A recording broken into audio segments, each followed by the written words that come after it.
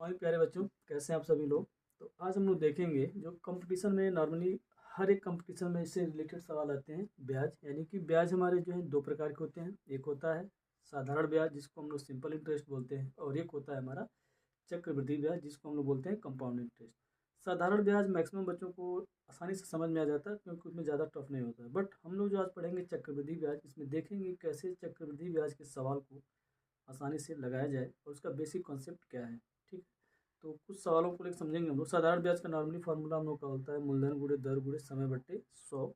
जबकि चक्रवृद्धि ब्याज का फार्मूला होता है, इसमें दो सूत्र होता है। एक कंपाउंड इंटरेस्ट यानी CI बोलते हैं, इसका P×1+R/100 पावर n-1 होगा, और एक होता है अमाउंट। तो हम लोग बेसिकली अमाउंट के फार्मूले से ही सारे सवालोों को हल करने का प्रयास करेंगे। ठीक, तो अभी सवाल को एग्जाम्पल देते हैं, लगा देखते हैं।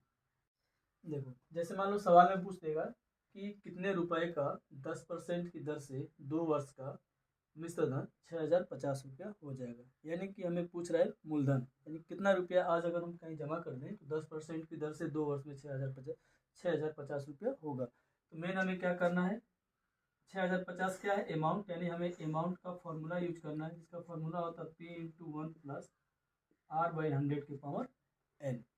अमाउंट का मतलब है 6050 हमें दिया हुआ है।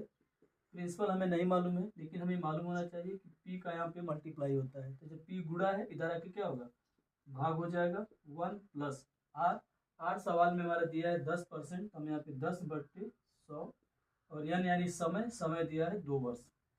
तो हम क्या करेंगे, यहाँ पे 0 से 0 कट जाएगा, 10 एक कम 10 और एक 11, यहाँ हो जाएगा 11/10 की पावर 2, और ये हो जाएगा 6050/P। क्रॉस मल्टीप्लाई करेंगे,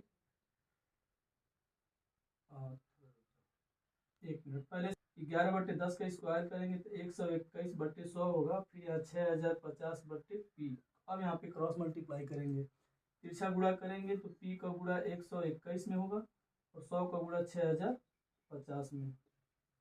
तो P = 6050 गुणे 100 डिवाइड बाई 121।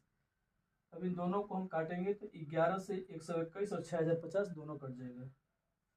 11 11 में 121 होता है, और ये 11×5 = 55, यहाँ 5 बचेगा, फिर 11×5 = 55, 0 उतर जाएगा, ये पूरा कट गया। तो P बराबर, आगे बढ़ते हैं, P बराबर 550 गुणे 100/11, 11×5 = 55, 50, अतः P बराबर हो जाएगा 5000 रुपया। इसका मतलब यह है कि अगर आज हम 5000 रुपया कहीं जमा कर दें 10% की दर से चक्रवृद्धि ब्याज में, तो 2 वर्ष बाद हमें 6050 रुपये का ब्याज मिलेगा। अतः जो हमारा 5000 है यही हमारा क्या है, मूलधन होगा। ठीक है, और जब काटना होगा